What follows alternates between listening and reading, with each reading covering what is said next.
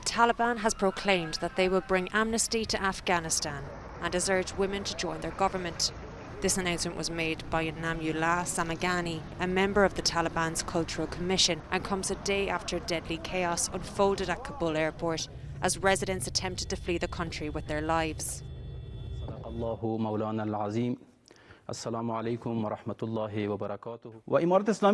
We have a convergence agreement for a general amnesty throughout Afghanistan and for all, including the opponents, especially in recent times, been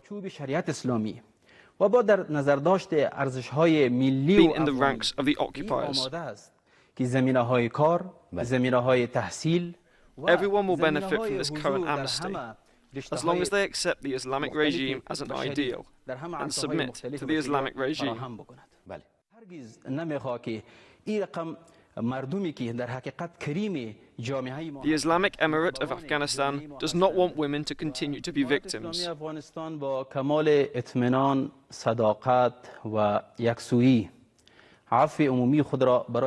the framework of Islamic law, and with respect for national and Afghan values, we are ready to prepare the conditions for the return of women to studies, work, and all human activities.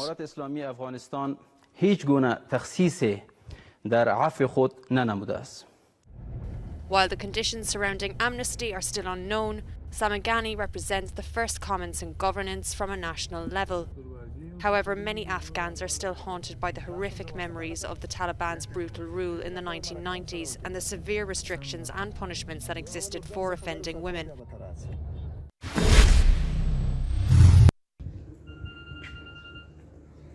While European countries and the United States are evacuating their embassies in Afghanistan, Russian diplomats are apparently willing to work with the Taliban. Kabul has been under the control of the insurgents for little more than a day, but it seems that was enough for Moscow's ambassador to Afghanistan to say first impressions are good. The embassy has been guaranteed complete safety. There was a serious terrorism threat under Ashraf Ghani. Every day there were 5 to 6 explosions in the city. In Russia, the Taliban movement is prohibited and considered terrorist, but that didn't stop them from showing up in Moscow in July for talks at the Foreign Ministry, where they pledged to oppose Islamic State and eradicate drug trafficking. We are not enemies of the Taliban, otherwise they would not have had anything to do with us, and would not guarantee the security of the Russian embassy in Kabul. Yes, we have contacts. We did not hide this. Russia has now assumed the role of a leader in promoting a peaceful dialogue between the now Taliban-led Afghanistan and other major international partners.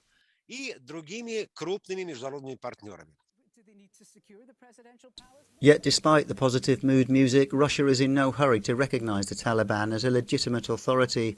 Moscow acknowledges that all members of the UN Security Council must first make sure the militants are ready to behave in a civilised manner.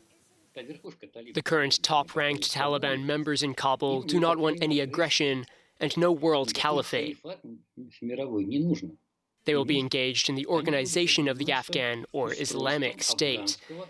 They will think about reforms, about preventing protests, about improving the social situation of those people who supported them.